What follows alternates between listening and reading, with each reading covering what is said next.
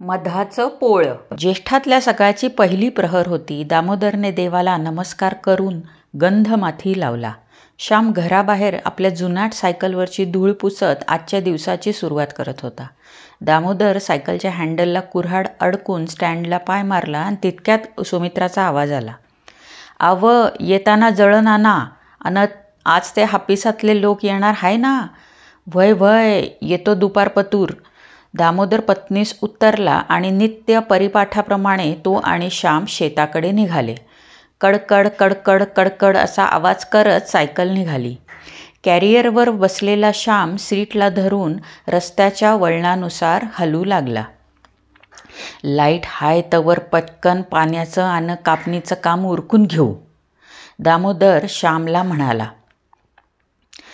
बरं का, शांत आवाजात श्यामाने होकार दिला. सायकल रस्त्यावरून उतरूत आता पायवाट धरली. श्यामचे लक्ष भोवताली होते. झाडाच्या घोळक्यातून त्याचं लक्ष एका बोरीच्या मधमाशाच्या मोहळावर गेलं.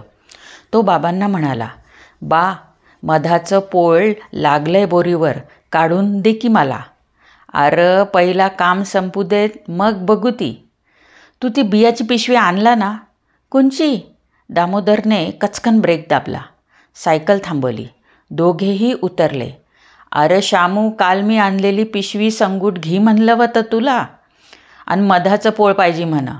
प्रश्नार्थक बाबांनी कामाची विचारणा केली आणि मधाच्या मागणीची सहज बदलली. ही घी सायकल आणि घरनं घेऊन ये जा, वरच्या पट्टीतल्या आवाजात दामोदरने सांगितले. श्यामाने मान हलवली आणि सायकल वळवली. सायकलच्या आडव्या साखळीतून पाय टाकला आणि घराकडे तो चालता झाला. लगेच ये बरं, जाता जाता दामोदरने निरोप दिला. दामोदरचं लक्ष बोराच्या झाडाकडे गेलं. झाडात गडद रंगाचं मधमाशाचं पोळं लागलं होतं. ते बघून दामोदरने स्मित हास्य केलं. तो पायी पायी शेताकडे निघाला. शेतात कामाला सुरुवात झाली. श्याम बाबांच्या कामात मदत करू लागला. उन्हं तापू लागली. वीज गेली तशी कामे आटोपशीर झाली. दामोदर म्हणाला, एक 4 बिया उतरून समध्या राखत कालीव आणि रांजणात टाक आणि चल. बियाण ठेवेपर्यंत दामोदरने जळणाची मोळी सायकलला लावली. कुऱ्हाड पुन्हा हँडलला अडकून सायकल ढकलत दोघे निघाले. वाटेत पुन्हा बोरीचं झाड दिसलं. श्यामला पुन्हा मधाचा मोह झाला. तो झाडावरच्या मोहळाकडे खुणावत बाबांना म्हणाला, बाबा मध काढू दे की. काय रे तुझं उन्हातानाचं, चल परत बघू. नको, मला आत्ता पाहिजे. श्यामनं हट्ट धरला. दामोदरने सायकलला स्टँड मारले. हँडलची कुऱ्हाड काढून झाडाकडे पाहिले. श्याम कुतूहलानं पाहत होता. झाडाला काटे असल्याने दामोदर मागच्या बाजूने काढण्याची योजना केली. झाडावर चढणे अशक्य होते. कुऱ्हाडीच्या मदतीने मोहोळचा फाटा वाकवला आणि पूर्ण फांदीच झाडापासून वेगळी केली. थांब जरा, माशा उडू जाऊ दे मग घे, घरी जाऊन खा, दामोदरने मुलाला सांगितलं. थेंब थेंब मध सांडत असलेले पाहून दामोदरने त्याला सुचवले, त्या 4 बिया खिशात ठेव आणि पोळी त्या पिशवीत ठेव. सांगितल्याप्रमाणे श्यामने केले आणि दोघे घरी पोहोचले. बापले घरी पोहोचतात खरे तितक्यात कृषी विभागाची गाडी घरासमोर येऊन थांबली. सुमित्र काकू आहात का घरात? काका नमस्कार. या की बाई, या या. दामोदरचा आतून आवाज आला. आव आपिसातल्या शारदाबाई आल्यात. व्हय व्हय म्हणत दामोदर बाहेर आला. नमस्कार नमस्कार बाई, एवढ्या उन्हात येणं केलं, काय नवी योजना बिजना आणली की काय? नाही हो काका, योजना नाही, तेच नेहमीचंच काम, बियाणांचं हाल हवाल बघायला आले होते. बरं बरं बसा की. दामोदरनं बाईंचं स्वागत केलं. ये बाईंना चहा पाण्याचं बघ की, दामोदरनं आपल्या बायकोला हुकूम केला. व्हय म्हणून सुमित्रा स्वयंपाक खोलीत गेली. बोलता बोलता बाईंचं लक्ष श्यामकडे गेले आणि त्या म्हणाल्या, काय बाळ, काय करतोस? श्याम बियांच्या पिशवीतून मधाची पोळी काढण्यात व्यस्त होता. पिशवीतून मध गळत होतं. त्याच्या हाताला लागलेलं मध जसे जसे तो चाखत होता, शारदा आणि दामोदर त्या पिशवीकडे पाहत होते. प्लास्टिकच्या पिशवीतून मध गळून सारी पिशवी माखली होती. त्याला असंख्य छिद्रे पडली होती आणि त्यातून मध बाहेर येत होतं. मधामध्ये आणि पोळ्यामध्ये अनेक आळ्या असल्याचे शारदाने पाहिलं आणि म्हणाली, नको खाऊस, खराब झालंय ते. हे ऐकून श्यामचा चेहरा पडला. दामोदर म्हणालं, चांगलं नसलं तर दी टाकून. शारदाने ती पोळी पिशवीसह निखरली. त्यामध्ये कीटकाचे लहान लहान अवयव आणि बारीक पंखाचा तुकडा दिसून आला. मृत मधमाशासुद्धा होत्या. पण ती पोळी अर्धी मधाने भरलेली होती आणि अर्धी कुरतडलेली होती. शारदाला हे थोडं विचित्र वाटलं. तिने बियाणासोबत त्या मधाच्या मोहळाची सुद्धा विचारपूस केली. दामोदर बियाणे, पेरणी आणि पिकांची बाजारभावाची स्थिती शारदाबाईंना सविस्तर सांगत होता.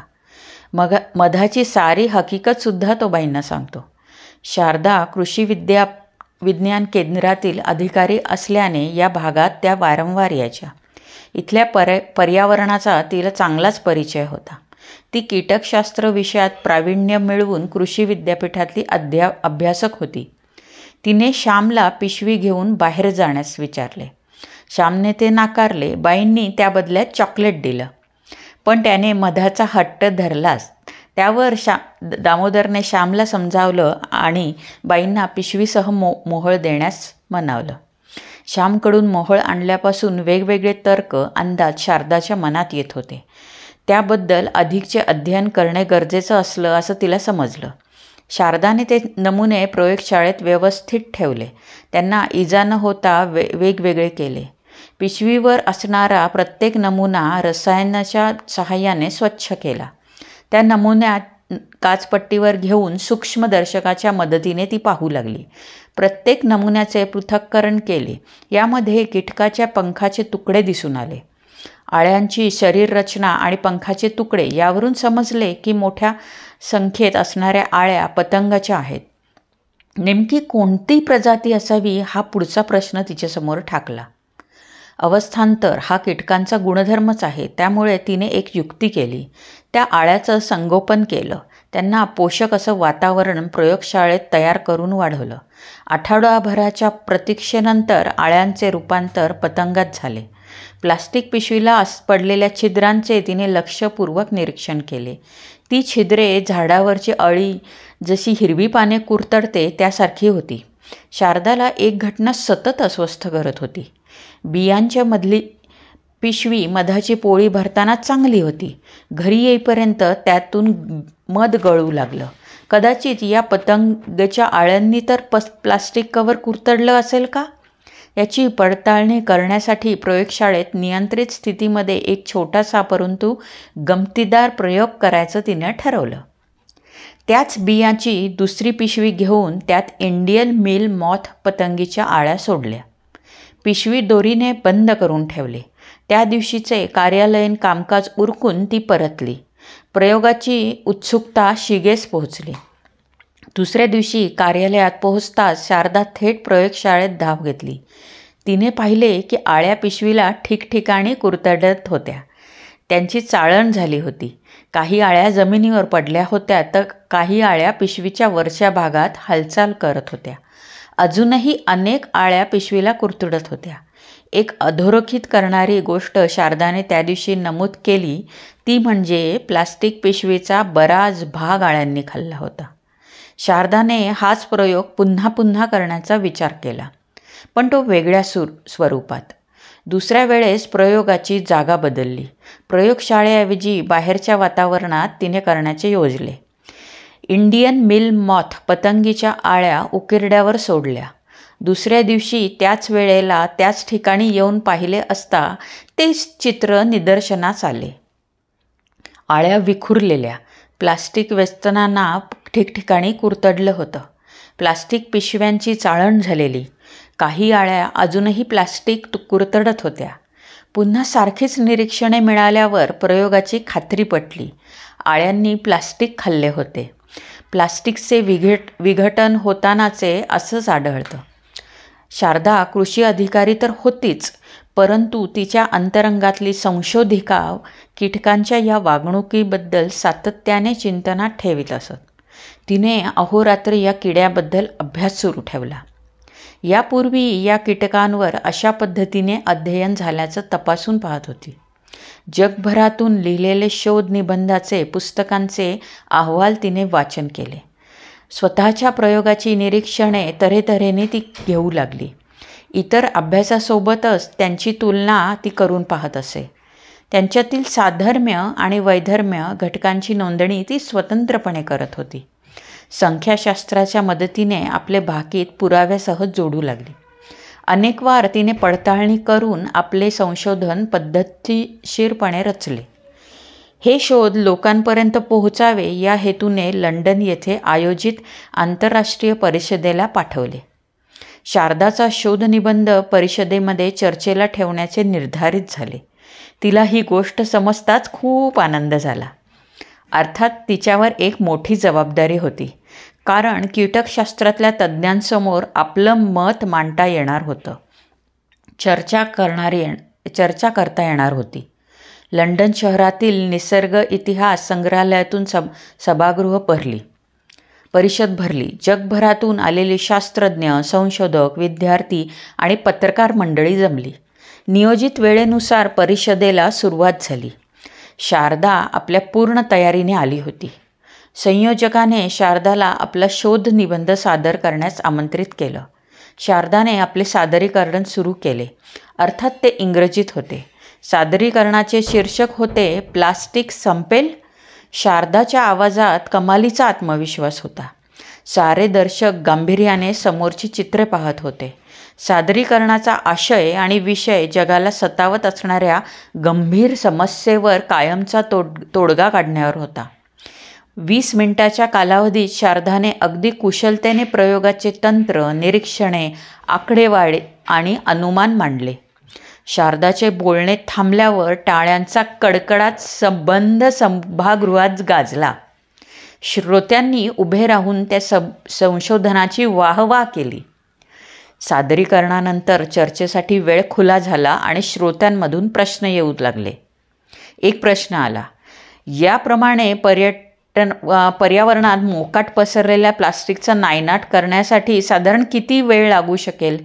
शारदा म्हणाली, हे पूर्णपणे त्या भागातील स्थानिक स्वराज्य आणि संस्थेवर अवलंबून आहे. कारण ते जितक्या कटाक्षाने आणि नियंत्रणात हे अंमलात आणतील तितक्या लवकर हे मोकाट प्लास्टिक संपवता येईल. दुसऱ्याने विचारले, आता सध्या जी जमीन प्लास्टिकच्या प्रदूषणाने नापीक झाली आहे त्याला या पद्धतीने पुन्हा सुपीक करता येईल का? त्यावर शारदा म्हणाली, काही अंशी होऊ शकते, संपूर्णपणे होणे कठीण आहे. कारण खूप वेळ जर प्लास्टिक मातीत पडलं असेल तर रसायनाची त्यावर प्रक्रिया झाल्याने इंडियन मिथ मॉथचा परिणाम तुलनात्मक कमी होऊ शकेल. त्याचबरोबर मातीचा पोत पूर्ववत करण्याकडेही लक्ष केंद्रित करावे लागेल. तिसऱ्या श्रोताने विचारले, प्लास्टिक उद्योग नवनिर्मितीसोबत जुन्या वापरलेल्या प्लास्टिकवर पुन्हा प्रक्रिया करून उपयोगात आणले जाते, तरी तुमचा हा उपाय कितपत उपयोगी ठरेल? शारदाने प्रतिप्रश्न केला. आपण प्लास्टिक उद्योगाशी क्षेत्राशी संबंधित आहात का? ते हो म्हणाले. ही उपाययोजना प्लास्टिकच्या पुनर्वापर आणि पुनर्प्रक्रियेचे पर्याय नाही. जो प्लास्टिक सध्या शेती जमिनीवर संरक्षित क्षेत्रातील मातीत, पर्यटन स्थळ यावरील प्रदूषण कमी करण्यासाठी आहे, तिने समजावले. पुढचा प्रश्न आला, पतंगाच्या आळ्यामध्ये प्लास्टिक पसरण्याची क्षमता असल्याला काय कारण असू शकेल असे तुम्हाला वाटतं? आळ्यांच्या लाळग्रंथीच्या स्त्रावामुळे किंवा त्यांच्या आतड्यातील काही सहजीवी जीवाणूमुळे ही रासायनिक प्रक्रिया घडते, शारदाने उत्तर दिले. पाचव्या स्रोताने आपली शंका मांडली, तर मग प्लास्टिक हे या किड्याचे अन्न आहे का? यावर शारदा म्हणाली, नाही, प्लास्टिक एथिलीन हे या किड्यांचे नैसर्गिक अन्न ठरू शकत नाही. याचा प्रादुर्भाव मधमाशांच्या मोहळाच्या मेणावर होता. मेण हे सुद्धा नैसर्गिक पॉलिमर आहेत. अशा प्रकारे श्रोत्यांकडून आलेल्या साऱ्या प्रश्नांची उत्तरे शारदाने दिली. परिषदेची सांगता होण्यापूर्वी ज्यांनी त्यांनी आपला शोधनिबंध सादर केले त्यांना पारितोषिके मिळणार होते. सर्वोत्तम सादरीकरणाचा पहिला आणि नाविन्य प्रयोगात पहिला आणि जनहितासाठी संशोधन या तीनही गटामध्ये पहिला क्रमांक असे 3 किताब शारदाच्या नावी झाले. सुवर्ण पदक आणि प्रमाणपत्र देऊन तिला गौरवण्यात आले. पारितोषिक वितरणानंतर शारदाला आपलं मत व्यक्त करण्यास विनंती केली गेली. त्यावर ती म्हणाली, सर्वांना माझा नमस्कार. सर्वप्रथम मी नियोजकांचे खूप आभार मानते, कारण त्यांनी मला या व्यासपीठावर माझे संशोधन सादर करण्याची संधी दिली. आणि श्रोत्यांचेही मनपूर्वक आभार, कारण त्यांनी माझं बोलणं जाणीवपूर्वक ऐकलं. पारितोषिकामधून मला समजले की माझे प्रयोग आणि संशोधन तुम्हा सर्वांपर्यंत पोहोचले, म्हणून अज्ञात परीक्षकांचे धन्यवाद. या संशोधनाचे पहिले निरीक्षक आहेत सोलापुरातील एक शेतकरी वडील दामोदर आणि त्यांचा मुलगा श्याम. त्यांनीच मला या प्रयोगाची पहिली सामग्री, संकल्पना आणि प्रेरणा दिली. या प्रसंगाला त्या दोघांनाही मी अत्यंत हृदयपूर्वक नमन करते. या पुढील काम जलाशयात म्हणजे गोड्या पाण्याचा स्रोत असलेले तलाव आणि नदी, तसेच खाऱ्या पाण्याचे स्रोत आणि असंख्य सजीवांचे घर म्हणजे समुद्रात झालेल्या प्लास्टिकच्या प्रदूषणाचा नायनाट कसा करता येईल यासाठी प्रयत्नशील राहणार आहे. या प्रकारचे प्रयत्न आपण साऱ्यांनी आपापल्या देशात, गावात केले तर एक दिवशी नको असलेले प्लास्टिक पृथ्वीवरून कदाचित नष्टच होऊन जाईल. शारदाने आपल्या शब्दांना विराम देताच टाळ्यांचा पुन्हा कडकडाट झाला. सभागृहातील प्रत्येकाने शारदाला उभे राहून शुभेच्छा दिल्या. तिने भारत देशाचे नाव संशोधन क्षेत्रात मोठे केले. तिने कृषी क्षेत्राचे जैविक विज्ञानात दिलेले योगदान अनमोल ठरले. स्वदेशी परतेपर्यंत या यशोगाथेची सगळीकडे वार्ता झाली. दूरचित्रवाणी, आकाशवाणी, वर्तमानपत्रात शारदाचे कौतुक ऐकायला मिळत होते. प्रदूषण नियंत्रण विभागाकडून शारदाच्या संशोधनाची विशेष दखल घेतली गेली. राज्य शासनाकडूनही तिला गौरवण्याची घोषणा झाली. सोलापूरला येताच तिने दामोदर आणि काकांचे घर गाठले. मावळतीची वेळ होती. कृषी खात्याची दामोदरच्या घरासमोर आली. दामोदरने शारदाला गाडीतून उतरून येताना पाहिले आणि म्हणाला, नमस्कार बाई, आज एवढ्या उशिरा येणं केलं, काय झालं? काही गडबड आहे काय? गडबड काही नाही, आज मी तुम्हाला आवर्जून भेटायला आले. या की या, पर तुम्ही ती कुठं दुसऱ्याच देशात जाणार होता ना? असं म्हणलं होतं ना? हो काका, मी जाऊन आले. तिथे मी संशोधन सादर केलं, ते सर्वांना आवडलं. असं व्हय, मला बक्षीस पण मिळालं. अरे वा वा वा वा, लई भारी काम केलं बघा तुम्ही. एवढ्या 7 समुद्रापार जाऊन बक्षीस आणलं. पण काका, या यशामागे मला तुम्ही आणि श्यामने खूप मदत केली आहे. आम्ही? दामोदरने आश्चर्याने पाहत प्रश्न केला. सुवर्णपदक दामोदरच्या हातात ठेवत शारदा उत्तरली, हो, तुम्ही मला वेळोवेळी माहिती पुरवली. शेतात, रानावनात किड्यांची माहिती सांगितली, म्हणून तर मी हे सगळं करू शकले. याचं श्रेय तुम्हाला जातं. दरवाजात उभारलेल्या सुमित्राने शारदाकडे मातृत्वाने पाहिले. तिचे डोळे पाणावले. हात समोर करत दामोदरने सुमित्राला इशारा केला. सुमित्रा शारदाजवळ आली. शारदाने त्यांना नमस्कार केला. दामोदरच्या हातातले पदक घेऊन सुमित्राने शारदाला घातले. मायेने दोन्ही हात शारदाच्या गालावर फिरवत म्हणाली, आई, बापच नाव कमवलं ग पोरीनं. शारदाच्या डोळ्यात पाणी आलं. श्याम कुठे आहे? शारदाने डोळे पुसत विचारले. मी त्याच्यासाठी खास भेटवस्तू आणली आहे युरोपातून. असं काय? सुमित्राने विचारलं. नाही, मी त्यालाच सांगणार आणि त्यालाच देणार, शारदा म्हणाली. बरं, तो शेतात असेल बघा आता, दामोदर म्हणाला.